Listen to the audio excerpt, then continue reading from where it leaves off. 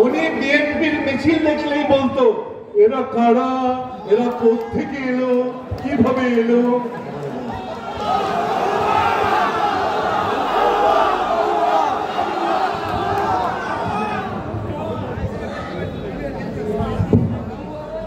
আর কি বলতো, বিএনপি আন্দোলন কি করবে, বিএনপি আন্দোলনের লোক আছে নাকি, বিএনপি নাই।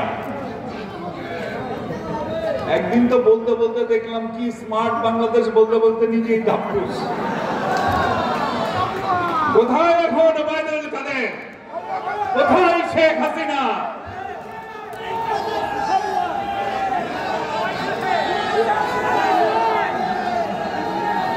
বেগম খালেদা জিয়াকে বাড়ি ছাড়া করেছিলেন,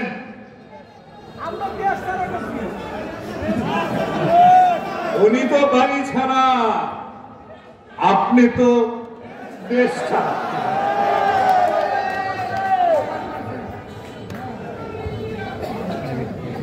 ভাইরা আমার, এখন আবার অনেকেই লেখে আপা আসছে, আপা আসছে, এক একদিন আপা আসছে, আপা আসে। আরে ভাই,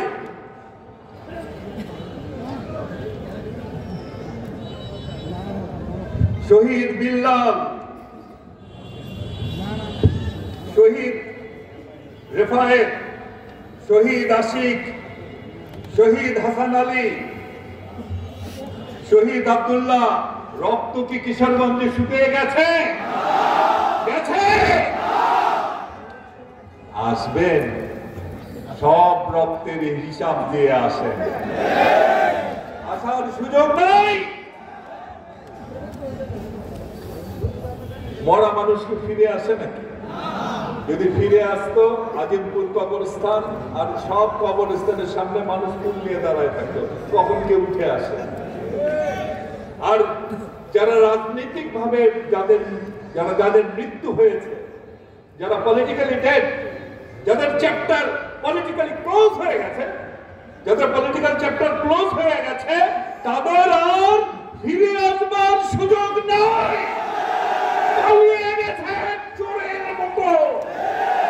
এত সোজা?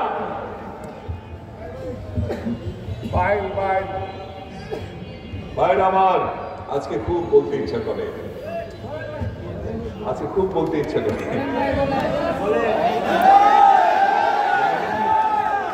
আজকে বলতে ইচ্ছা করে, শহীদ জিয়াকে উদ্দেশ্য করে বলতে ইচ্ছা করে।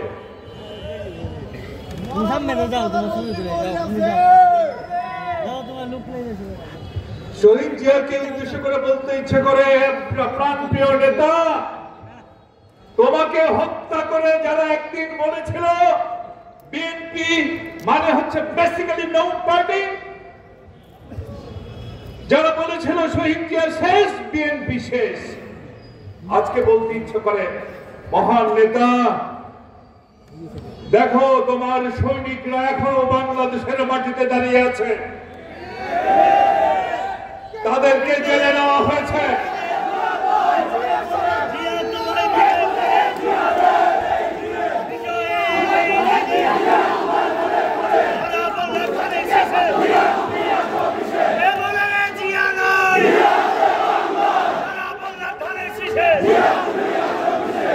আমাদের বলতে ইচ্ছা করে ভাই আমার, জিয়া যে দেখে যাও, যারা বলেছিল তোমার দল টিকবে না, দেখে যাও বাংলাদেশের মাটিতে অনেকেই পালিয়ে যায়, তোমার সৈনিকরা পালাতে জানে না।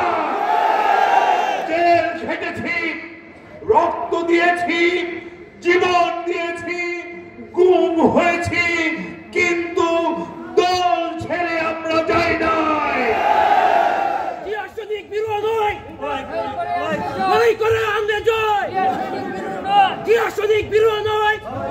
আমরা প্রমাণ করেছি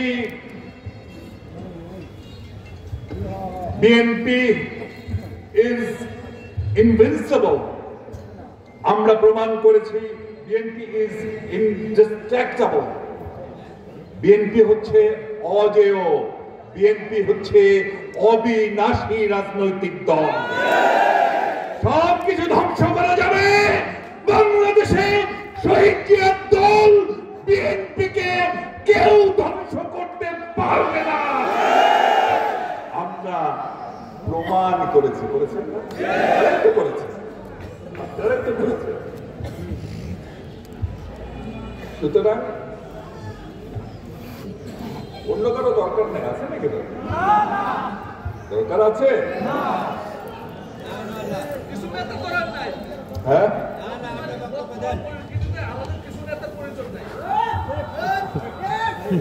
এই শেখ হাসিনা আর অল্প একটু বলি, এই শেখ হাসিনাকে আশ্রয় দিল কে?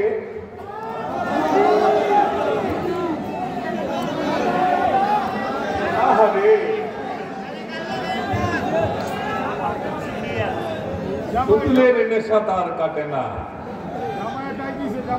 16 বছর পুতুলকে নাচিয়েছেন, আমি সেদিন পল্টনে বলেছিলাম, সেই পুতুলের নেশার কাটে না। একজন খুনিকে আশ্রয় দিয়েছেন, গণতন্ত্র হত্যাকারীকে আশ্রয় দিয়েছেন আপনাদের দেশে। আমরাও যদি এখন আপনাদের দেশের খুনিদের আশ্রয় দেই, বিষয়টা কি দাঁড়াবে? আজানের সময় বাইরের মাইকগুলো বন্ধ করে দিন, আর ভিতরে মাইকটা থাকবে আর একজন আজানে জব দিন, বাইরের মাইকগুলো বন্ধ করে।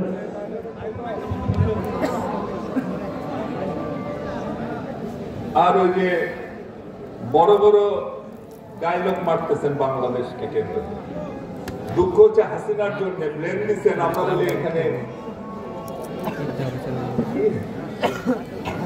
সংখ্যালঘুদের উপর নির্যাতন করি। এখানে আমাদের হিন্দু ভাইরা আছে না? আছে, একসাথে আমরা বড় হই। সেদিনও একটি পূজা মণ্ডপ পরিদর্শনে গিয়েছিলাম আমি আমার ওয়াইফ সহ। তো সেখানে ওই ওদের আরতি দেওয়া দেখে আমার ওয়াইফের ইচ্ছে হলো সেও আরতি দিবে। এরপর সে আরতি দেওয়া শুরু করলো। এরপর হিন্দু ভাই বোনরা তাদের আরতি বন্ধ করে তারা আরতি দেখা শুরু করলো। এটাই তো আমাদের ইতিহাস, ঐতিহ্য। এদের হিন্দু ভাই বোনদের যে পূজা পার্বণ হয় সেখানে দেখা যায় যে হিন্দু ভাই বোনদের চেয়ে মুসলমানরা বেশি। এইভাবেই তো আমরা বড় হয়েছি। আমরা দেখেছি এবারে হুজুররা টুপি পরে মন্দির পাহারা দিচ্ছে, কিন্তু ওই দেশে তো আমরা পুরোহিতদের মসজিদ পাহারা দিতে দেখি না। আমাদের দিকে আঙ্গুল তোলেন, বলেন আমাদের দেশের সাম্প্রদায়িক সম্প্রীতি নাই। আমরা তো ভাই এই দেশে থাকি, আমরা তো এমন কিছু দেখি না। দেখেন এখন কিছু হিন্দু আছেন যারা আওয়ামী লীগ করেন, আবার কিছু বিএনপি করেন। আওয়ামী লীগের দুষ্কর্মের জন্য যদি কারো কোনো সমস্যা হয় এর দায়িত্ব তো আমাদের না। সারা বাংলাদেশের জনগণ আওয়ামী লীগের উপর খেপা, আরে ভাই জম খেপা। সুতরাং তুমি হিন্দু ভাই যদি আওয়ামী লীগ করেন সেটা ভিন্ন বিষয়, ওই বিষয় না। কিন্তু সাধারণ কোন হিন্দু এই বাংলাদেশে কখনোই কিন্তু কোন রকম আক্রমণের শিকার হয় না। আপনারা যে আমাদের দিকে নখ তুলছেন, আপনাদের দেশের কি অবস্থা সেদিকে তাকান। এই তো কয়েকদিন আগেও আমরা দেখেছি হরিয়ানায় 300 মুসলিম বাড়িকে বুলডোজার দিয়ে মাটির সাথে মিশিয়ে ফেলা হয়েছে। 6 জন, একজন ইমাম সহ 6 জন মুসলমানকে হত্যা করা হয়েছে। সুতরাং অন্যের দিকে নখ তোলার আগে আয়নায় নিজেদের চেহারা দেখুন, না হলে কিন্তু ওই নখ আমরা কেটে দেব।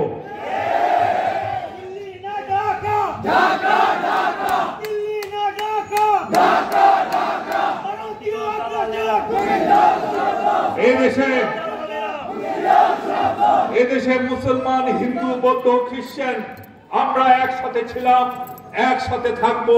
কোন ষড়যন্ত্র আমাদের মধ্যকার সম্পর্ককে বিনষ্ট করতে পারবে না ইনশাআল্লাহ। তবে হাসিনার দুঃখে বাংলাদেশের বিরুদ্ধে ষড়যন্ত্র বন্ধ করুন। বাংলাদেশকে দুর্বল ভাববেন না। ভিয়েতনামকে দুর্বল ভেবেছিল আমেরিকা, 60,000 সৈন্য সেখানে খুঁয়ে আমেরিকাকে চলে আসতে হয়েছে ভিয়েতনাম ছেড়ে। আফগানিস্তানকে দুর্বল ভেবেছিল সোভিয়েত ইউনিয়ন, হাজার হাজার সৈন্যর জীবনের বিনিময়ে সেখান থেকে তাদের চলে আসতে হয়েছে।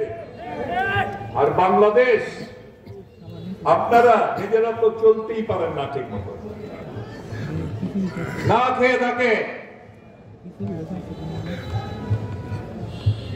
ওই যে আমি যাই নাই কখনো, আপনারা তো অনেকেই গেছেন। আমাদের এখানে ব্যবস্থা আছে, ভলান্টিয়ারের কাছ থেকে থেকে খাবারের ব্যবস্থা আছে। আমি বক্তব্য দীর্ঘায়িত করবো, মানে আমাদের সময় চলছে। শুধু এইটুকু বলবো, বাংলাদেশের অভ্যন্তরীণ বিষয়ে হস্তক্ষেপ বন্ধ করুন। বাংলাদেশের জনগণ যদি একবার খেপে যায়, যদি লড়াইয়ে নামে, কোনো অপশক্তি কিন্তু সামনে টিকবে না। আদোয়ার কথা যদি খেয়াল না থাকে, যদি বড়াই বাড়ির কথা খেয়াল না থাকে, আমরা কিন্তু খেয়াল করে করিয়ে দিতে বাধ্য হব। আর ওই যে ইয়াহিয়া খানের হানাদার বাহিনী বাংলাদেশে যখন যুদ্ধ করছিল, আমি শুনেছি ওরা বলতো আমাদের গেরিলা যোদ্ধাদের যুদ্ধ দেখে, क्या है इधर से आता है उधर से आता है, एक भूत न पेटनी है।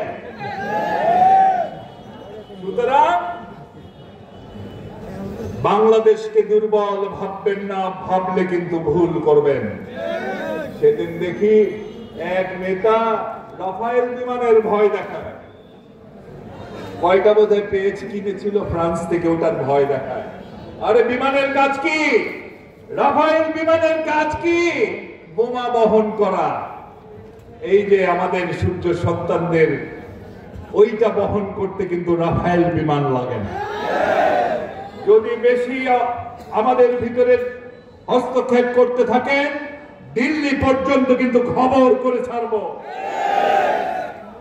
একবার যদি লুঙ্গিটা মোটামুটি মালগাছা মারি, কি লুঙ্গিটা যদি মালগাছা একবার মারি, খবর কিন্তু আছে। বন্ধুত্ব করলে হাসিনার সাথে না, বাংলাদেশের জনগণের সাথে বন্ধুত্ব করেন। আমাদের হাত বাড়ানো আছে। যদি শয়তানি করতে চান, আপনাদের কি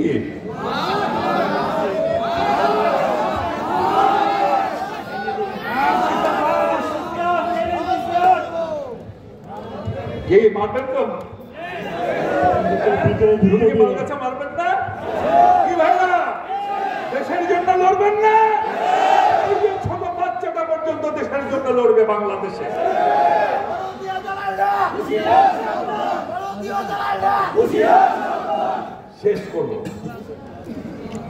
শেষ করবো একটা কথা, খুব ইম্পর্টেন্ট কথা। আমাদের সবাই কিন্তু আমরা ত্যাগ স্বীকার করেছি আন্দোলন সংগ্রামে। সবাই সবচেয়ে বেশি ত্যাগ স্বীকার করেছেন জননেতা জনাব তারেক রহমান। তার মাকে, নিরপরাধ মাকে বছরের পর বছর জেল কাটিয়েছে। তার এক ভাই, তার একমাত্র ভাই, সেই ভাইকে উনি চোখে দেখতে পারেন। এর চেয়ে কষ্টের আর কি হতে পারে? সুতরাং যদি প্রতিহিংসার আগুনে পড়তে হয়, তারেক রহমানের সবচেয়ে বেশি পড়ার কথা। কিন্তু আমাদের নেতাকে আপনাদের কখনো বলেছেন এই পট পরিবর্তনের পর অমুকরে মারো, অমুকরে ধরো, অমুকের জায়গা দখল করো? বলেছেন? প্রতিহিংসা চরিতার্থ করবার দুটো রাস্তা, এক হচ্ছে এইটা, আর একটা হচ্ছে success is the best revenge. Success is the best revenge. Nelson ম্যান্ডেলাকে যখন 27 বছর রব্বেন আইল্যান্ডের সেই চূড়া পাথর ঘেরা পরিবেষ্টিত রব্বেন আইল্যান্ডের মধ্যে আটকে রাখা হয়েছিল, অনেকেই ভেবেছিল নেলসন ম্যান্ডেলা যখন বের হয়ে আসবেন, এই দক্ষিণ আফ্রিকায় কোন শ্বেতাঙ্গ থাকতে পারবে না, ধ্বংস হয়ে যাবে।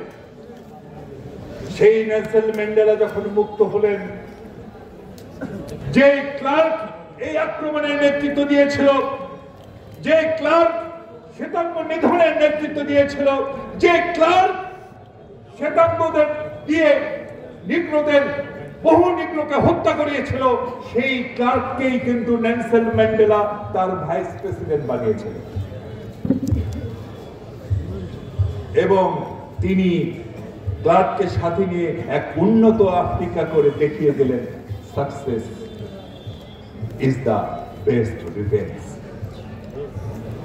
সুতরাং আমরা আগামীতে এমন বাংলাদেশ প্রতিষ্ঠা করব যে বাংলাদেশ দেখে শেখ হাসিনার প্রেতাত্মারা জ্বলে পুড়ে ছারখার হয়ে যাবে, ওটাই হবে বেস্ট রিভেঞ্জ। সেই রিভেঞ্জের জন্য প্রস্তুতি নিন। ঠিক আছে, আরেকদিন বক্তব্য রাখবো আপনাদের সাথে। আজকে আপনাদের অনেক খিদা লেগেছে, আমারও হালকা হালকা। ঠিক আছে, মাইক বন্ধ আছে তো। শহীদ জিয়াউর হক, দেশনেত্রী বেগম খালেদা জিয়া জিন্দাবাদ, বাংলাদেশের অহংকার তারেক রহমান জিন্দাবাদ।